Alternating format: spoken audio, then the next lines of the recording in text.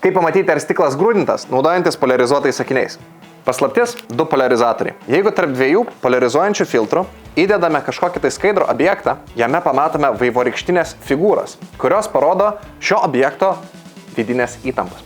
Dar geriau tiesiog užsidėti polarizuotus akinius. Šis monitorius padengtas polarizuota plėvele, o tu dėvi polarizuotus akinius. Bet ši skaidri liniuotė dabar yra tarp 2 polarizatorių ir mes matome jos vidinių įtampų žemėlapį. Tad kuo tai susijęs su grūdintu stiklu? Jeigu stiklas yra negrūdintas, jame nematome jokio streso žemėlapio arba matome jį labai minimalų. Paprastas stiklas yra išliejamas arba išpučiamas, tada jam leidžiama atvėsti. Kai stiklas yra grūdinamas, jį yra pučiama daug oro srovelių. Jos suformuoja daug vidinių įtampų. Tai yra vadinama anizotropija. Pažiūrėkim, kaip mano grūdintas stoglangis atrodo pro 2 polarizatorius.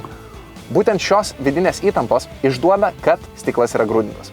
Jeigu nori mus palaikyti, paremk mus Contribui platformoje, kur gali išvysti daug detalesnius mūsų video, kur mes darome labai deep dive'us į visą šių dalykų fiziką.